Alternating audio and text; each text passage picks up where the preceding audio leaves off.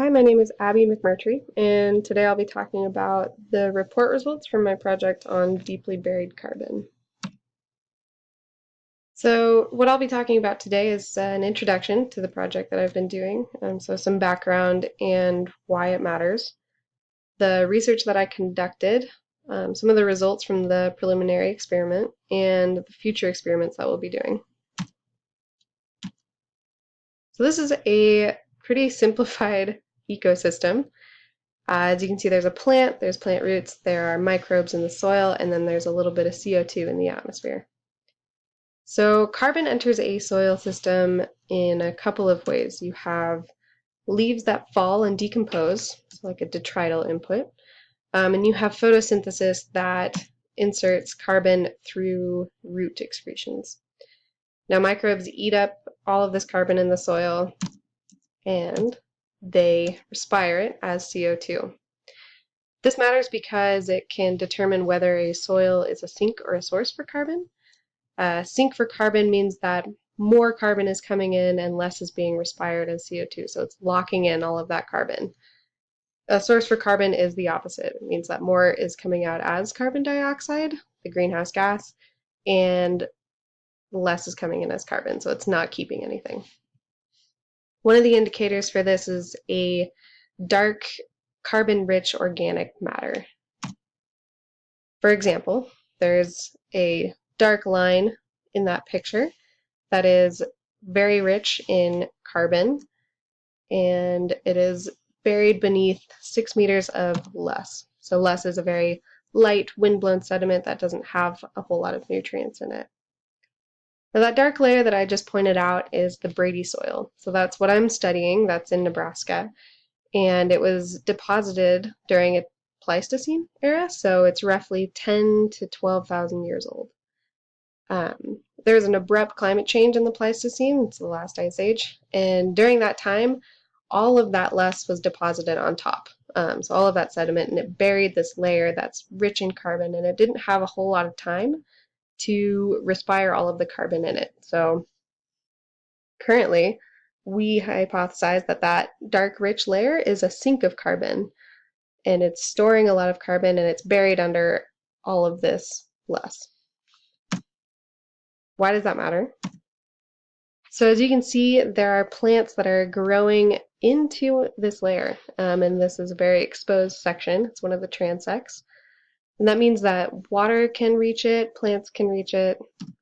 It can encourage microbial activity. So we think that all of the carbon that is stored in there, once it has been exposed to surface conditions, will become a source of carbon as carbon dioxide rather than a sink.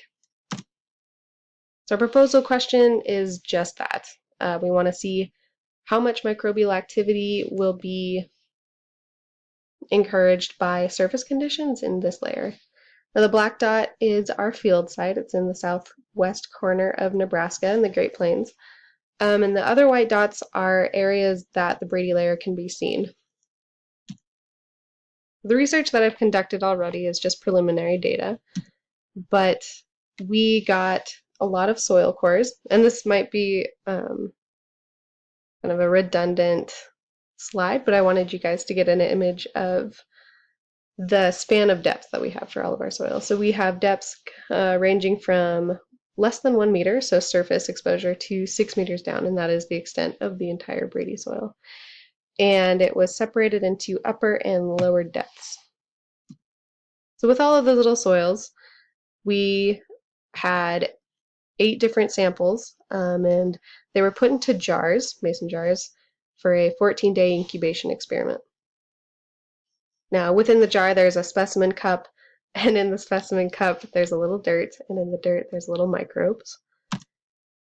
So we added water to the dirt, to the soil, and that encouraged microbial activity that emitted CO2 and collected within the headspace. From there, CO2 is sampled from the headspace, and we got our results. So from here, you can see that the 4 layers that are of interest are the upper sections of the cores, And those produced the most CO2 over the course of 14 days. So what we're interested in now is that if that was what happened with water, what is going to happen when we input carbon? That would normally be seen in surface conditions. The next is a similar experiment with the jar, except now you have a 120-day incubation experiment with the same old carbon that has carbon-13. Now we're going to input carbon, a new carbon.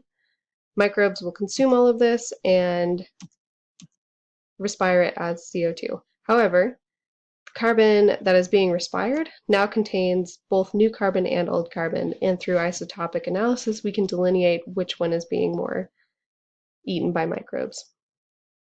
This is important because this will let us know if the carbon that is respired is the old carbon that's been trapped in there and how much of a source this layer can be.